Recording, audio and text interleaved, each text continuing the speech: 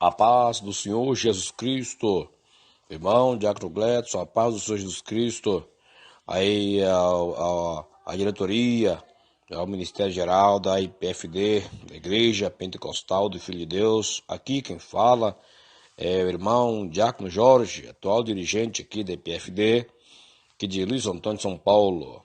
Meus irmãos, o nosso pastor Eduardo Santos fez uma pregação ultimamente alertando a todos nós sobre a questão da política, né? Para que nós não façamos campanhas de política. Embora, disse ele, o cristão tem o seu direito de voto, né? Mas não podemos estar envolvidos em campanhas políticas. Chegou numa hora boa, que está chegando o momento, pessoal, aí, novamente, as eleições. Meus irmãos, por que eu estou gravando esse áudio?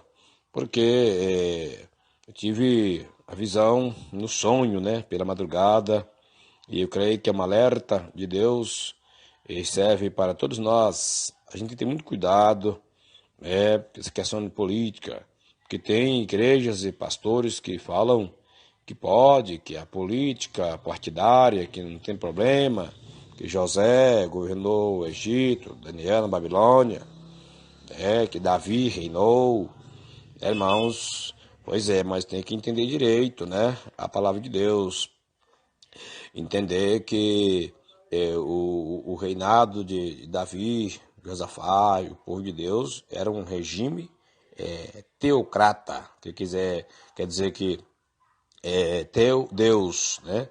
E cracia, a forma de governo. Então, os estatutos lá de Israel era estatuto de Deus, né? O código lá, civil, código de ética, era a doutrina, né, irmãos? Então, lá era Deus que ditava as regras para o rei cumprir e aplicar a toda a nação. Nesse sentido aí, qualquer um de nós podia ser o rei lá em Israel, porque era um reino de Deus, era o país das leis de Deus, É totalmente diferente da campanha política do sistema hoje, que é a democracia, que é o governo do povo. Hoje a pessoa, o líder político, ele governa para agradar ao povo. E a voz do povo não é a voz de Deus, né? O próprio Senhor Jesus, quando entrou na cidade de Jerusalém, muitos glorificaram, aplaudiram, glorificaram, alegraram, dizendo: Bendito o Rei que vem em nome do Senhor. Mas o povo, logo que Jesus chegou, Jesus Cristo não se alegrou. O Senhor Jesus Cristo antes chorou, derramou suas lágrimas. Jerusalém, Jerusalém, quantas vezes tentei te juntar, assim como a galinha junta seus pintinhos debaixo de suas asas, e não quiseste. Então o Senhor Jesus não se alegrou nem um pouquinho com aquele ovacionamento do povo, porque o povo tinha em mente um pensamento patriota, defensor da pátria. Então está pensando que é o rei de Israel, ele vai agora governar politicamente, e vai libertar nós do poderio de Roma. Jesus Cristo não se alegrou com isso, mas chorou. Jesus Cristo vai libertar o povo do domínio do pecado, do diabo, meus irmãos. Assim, também o livro de Atos, antes de Jesus subir, ascender aos céus, ele também, assim que ele deu últimas instruções, pode ler o texto, capítulo 1, que Jesus está falando, ficar em Jerusalém, até que do alto, seja revestido de poder, não pouco depois desses dias, Jesus Cristo falando para eles, as últimas instruções para que eles buscassem e fossem, e que não ausentassem de Jerusalém, até que fossem do alto revestido de poder. Para ver que o Senhor Jesus Cristo falando da virtude do Espírito Santo, do poder, da unção sobre eles, para eles ser testemunha de Jesus, e eles fizeram uma pergunta para Jesus: Senhor, restaurarás tu nesse tempo o reino de Israel? Olha aí, pensamento patriota, pensamento, né, de libertação da pátria, esses negócios aí, né? Para começar, a nossa pátria verdadeira é a pátria celestial, isso aqui é a passageira, não é verdade? Nós somos peregrinos, esse mundo não pertence a nós, os crentes, irmãos. Irmãos, e Jesus Cristo respondeu duramente. Jesus Cristo disse para eles: não vos convém saber os tempos e as épocas que o Pai estabeleceu pelo seu próprio poder. Olha aí, Jesus respondeu firmemente para eles: não vos convém saber. Então, esse pensamento de libertação de Israel, político, patriota, país, terra, pátria, isso aí, Jesus Cristo falou, não convém saber, isso não é assunto, isso não, tipo assim, não interessa a vós, né? O que interessa a vós é receber a virtude do Espírito Santo e serem minhas testemunhas. A palavra testemunha lá no original é martirion, né? Sereis meus martirions, quer dizer, sereis meus mártires, quer dizer, homens que chegariam ao ponto de perder a vida, morrer pela fé, pela causa do Mestre Jesus Cristo, né? Então, Jesus Cristo novamente sustentou o propósito de Deus, que é ter o seu discípulo cheio do Espírito Santo. Então, a partir daí, a gente entende que hoje o cristão, o crente, o poder que o crente tem que ter não é poder político, poder de caneta, de deputado, de presidente. Não, o poder que Jesus quer dar para o crente, para a igreja, é a virtude do Espírito Santo, né? Com o poder político da caneta, você pode até assinar, conseguir construir um hospital, mas não garante a saúde. Com o poder do Espírito Santo, em nome do Senhor, Deus pode curar a pessoa desenganada dos médicos, né? Com o poder da caneta, constrói um presídio, uma delegacia para prender os criminosos. Com o poder do Espírito Santo, consegue libertar as pessoas da prisão espiritual, né? Irmãos, bom, sem mais delongas, então o sonho que eu tive foi o seguinte: alguns sabem que eu faço violões, eu construo aqui meus instrumentos e tenho um plano de crescer e futuramente ter uma fábrica e ter funcionários, e quem não sonha, né? E assim, trazer emprego para a cidade, né? E que é um comércio muito bom de instrumento musical.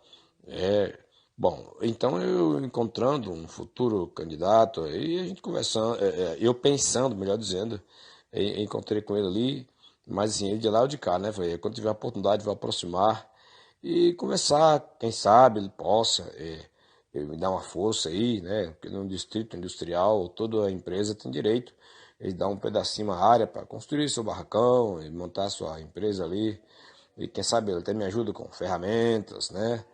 E coisa e tal, equipamentos, né? Mas que eu faço tudo artesanalmente, né? Bom, mas acabou que ele foi para lá, para cá, passou e eu de olho nele e acabou que a gente nem conversou. Se bem que eu falaria do assunto, mas sem nenhum compromisso de campanha, de política, nós não mexemos com isso, por causa das orientações da palavra, da normatização da igreja. Mas, mal até nisso, Deus mostrou para mim que a gente tem que cuidar com isso aí, porque eu vi na madrugada, na visão, eu acho que foi a noite seguinte, foi 2 noites seguintes, eu vi que um deputado evangélico, né, não convém falar o nome dele aqui, porque o foco aqui não é falar o nome das pessoas, o foco é alertar contra a política na igreja, né? E esse deputado evangélico, muito conhecido no Brasil, muito querido pelos evangélicos, está sempre ganhando as eleições, né? E ele se encontrava num ambiente de fazenda, roça, assim, sítio, oficinas ali, e ele estava posicionado na postura e pregando o evangelho, falando de Jesus. E eu vi que tinha uma multidão grande ouvindo ele, tinha gente espalhada ali pela retaguarda, pela direita e pela esquerda, né? E eu vi aqui como se fosse representando um povo, como se estivesse assim no ar, mas representando o povo que ouve em casa através das mídias, dos meios de comunicação. E era milhares de pessoas, que estavam vários grupos de pessoas ouvindo ele, e estava em silêncio. E quando ele estava pregando a palavra, eu cheguei e bruscamente interrompi de frente, olhando para ele, na face dele. Eu preguei e falei: irmãos, evitem esses pregadores da política, esses pastores que são políticos, essas igrejas que liberou política, televisão, divórcio, e as vaidades. Estas igrejas não são de Deus, os pregadores são pregadores enganosos. Deus não está nisso aí. Aí quando eu pregava, eu vi que aquelas multidões que ouviam em diversos ângulos, eles começaram a glorificar Deus, como se estivesse dentro de uma igreja grande, e via várias vozes dando glória, dando aleluia. O povo se alegrou quando entrei pregando, alertando o povo, para não ficar ouvindo esses pregadores políticos, entendeu, irmãos? Veja bem na visão. E aí, imediatamente, eu já, assim que eu falei para o povo, e esse pregador escutou na face dele. Foi também uma repreensão para ele. Aí ele se calou e o povo glorificou com a minha pregação. De repente, eu me encontrava sobrevoando aquela área, sobre as árvores, né? E esse pregador foi andando para frente, caminhando a pé. De repente já não estava mais sobrevoando, já estava de bicicleta. E minha bicicleta era uma bicicleta de uma marcha só, que essa marcha era uma marcha de andar rápido, uma marcha de correr, né? Não é uma marchinha levinha de subir ladeira, era uma marcha que tinha que estar embalado, senão caía da bicicleta. Mas para eu acompanhar aquele político, ele caminhava muito devagarinho, eu tinha que reduzir a velocidade, aí corria risco de cair da bicicleta, pôr os pés no chão, e eu entendi que não poderia.